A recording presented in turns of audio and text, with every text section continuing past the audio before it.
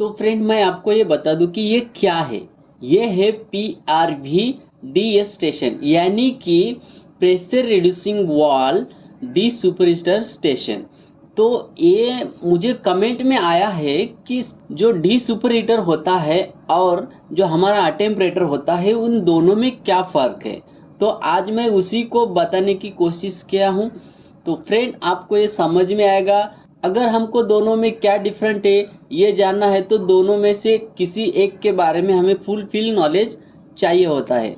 तो मैंने आपको यहाँ पे दिखाया है ड्राइंग निकाल करके कि ये PRV स्टेशन है, यानी कि हमारी जो स्टीम होती है वो स्टीम बॉयलर से सुपर हीटर बन के आती है। उसके बाद हम उसको डी सुपर हीटेड करते हैं, यानी कि उसका जो टेम्परेचर है डाउन करते हैं और उसका प्रेशर भी यहाँ पे हम डाउन करते हैं। इसी को हम डी सुपर हीटेड बोलते हैं। तो यहाँ पे आप देख सकते हो steam inlet 350 degree Celsius temperature, यानी कि 350 डिग्री सेल्सियस टेम्परेचर है। उसके बाद यहाँ पे कंडेंसेट पॉट है, उसके बाद यहाँ पे नीचे ट्रैप दिया हुआ है और यहाँ पे देखिए ये डी सुपर हीटेड कंट्रोल वाल है। यहाँ पे BFW की लाइन है, ये देख सकते हो, feed water for D super heater. तो ये वाटर हम इसके अंदर इंजेक्ट करते हैं और इसका टेम्परेचर डाउन करते हैं। उसके बाद यहाँ पे आप देख सकते हो फ्रेंड, यहाँ पे लाइन कुछ बड़ी हो रही है, यानी कि इस लाइन का जो वॉल्यूम है वो यहाँ पे बढ़ा दिया गया है और यहाँ पे प्रेशर भी ड्रॉप किया गया है और टेम्परेचर भी ड्रॉप किया गया है। इसी को हम बोलते हैं D super heater.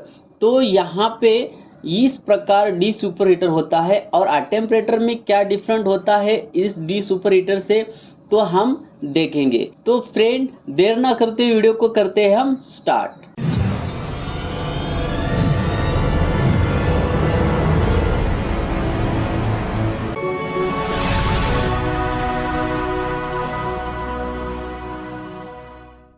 Hello friend, power plant technical knowledge में आपका स्वागत है। पावर प्लांट टेक नॉलेज की जुड़े रहने के लिए चैनल को सब्सक्राइब करो, बेल आइकन को प्रेस करो ताकि हमारा वीडियो सबसे पहले आपके पास पहुंच सके।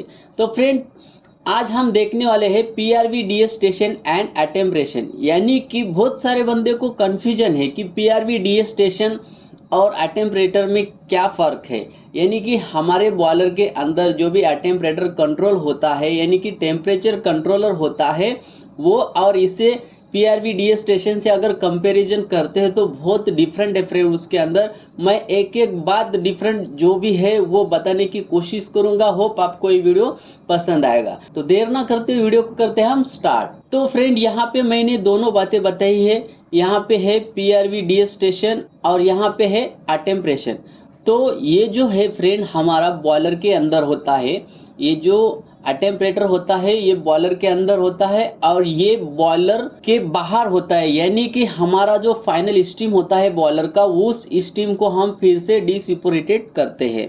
तो यहाँ पे आप देख सकते हो स्टीम इनलेट 350 डिग्री सेल्सियस यहाँ पे टेम्परेचर है उस स्टीम का और यहाँ पे डी सुपरहीटर स्टेशन में यहाँ पे वो इन हो रहा है। तो यहाँ पे स्टीम आउट हो रही है डी सुपरहीटर हो करके। तो यहाँ पे आप देख सकते हो फ्रेंड क्या है, तो ये प्राइमरी सुपर हीटर है हमारा और उसके बाद ये है सेकेंडरी सुपर हीटर।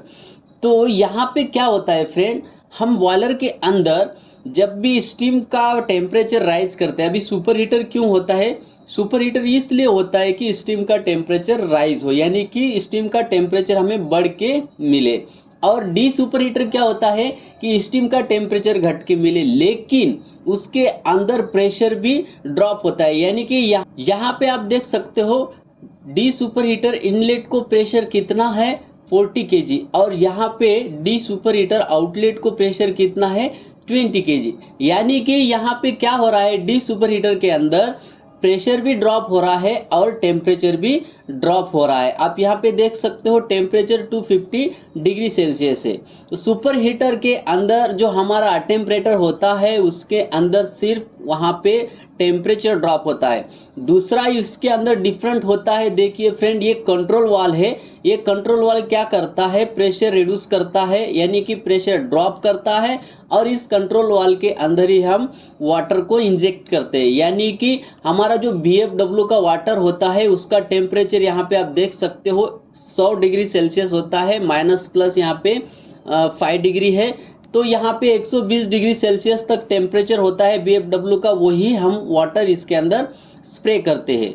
तो यहाँ पे क्या हो गया है फ्रेंड, यहाँ पे इस लाइन का वॉल्यूम भी बढ़ा दिया गया है और यहाँ पे इसका टेम्परेचर भी घटा दिया गया है। तो यहाँ पे दोनों बात ड्रॉप हो गई है, प्रेशर भी ड्रॉप हो गया है और यहाँ पे टेम्परेचर भी ड्रॉप हो गया है। तो इस सुपर हीटर के अंदर हमारा जो टेम्परेचर हेडर होता है ये कहाँ पे होता है, देखिए फ्रेंड, हमारा स्टीम जो है पूरा जो स्टोरेज होता है वो स्टीम ड्रम के अंदर होता है, बॉयलर के अंदर। बॉयलर के अंदर जो भी स्टीम ड्रम होता है उसके अंदर सबसे पहले हमारा सैचुरेटेड स्टीम हो या फिर वेट स्टीम हो वहाँ पे स्टोर होता है। उसके बाद अगर हमें उस स्टीम को सुपर हीटेड स्टीम बनाना है तो यहाँ पे सबसे पहले वो प्राइमरी सुपर हीटर कॉइल में आती है। उसके बाद जो होता है फ्रेंड ये है टेम्परेचर हेडर।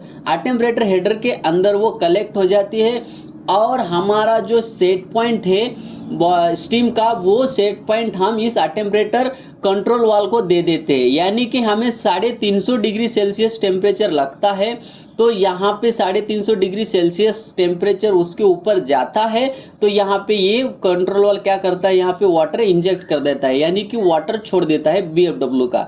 तो उससे क्या होता है फ्रेंड, सेकेंडरी सुपर हीटर में जाने से पहले इसका टेम्परेचर ड्रॉप हो जाता है और उसके बाद फिर से सेकेंडरी सुपर हीटर टेम्परेचर यहाँ पे बढ़ा देता है। तो टेम्परेचर सेंसर होता है फ्रेंड यहाँ पे। तो यहाँ पे टेम्परेचर ट्रांसमीटर इस वाल को फीडबैक देता है। अगर यहाँ पे 350 डिग्री सेल्सियस से ज़्यादा टेम्परेचर बढ़ता है तो ये वाल ओपन हो जाता है। तो प्राइमरी और सेकेंडरी सुपर हीटर के बीच में जो होता है फ्रेंड वो होता है हमारा टेम्परेचर हेडर। तो यहाँ पे देखिए जो हेडर की साइज है यहाँ पे सेम साइज है और यहाँ पे स्टीम आउटलेट का जो हेडर है उसका भी साइज यहाँ पे सेम होता है, क्योंकि फ्रेंड हमें यहाँ पे प्रेशर ड्रॉप नहीं करना है, हमें सिर्फ यहाँ पे टेम्परेचर कंट्रोल करना है, टेम्परेचर ड्रॉप भी नहीं करना है, हमें सिर्फ यहाँ पे क्या करना है, टेम्परेचर कंट्रोल करना है। इसलिए टेम्परेचर जो होता है फ्रेंड ये टेम्परेचर कंट्रोल करने के लिए होता है, नहीं कि यहाँ पे प्रेशर कंट्रोल करने के लिए।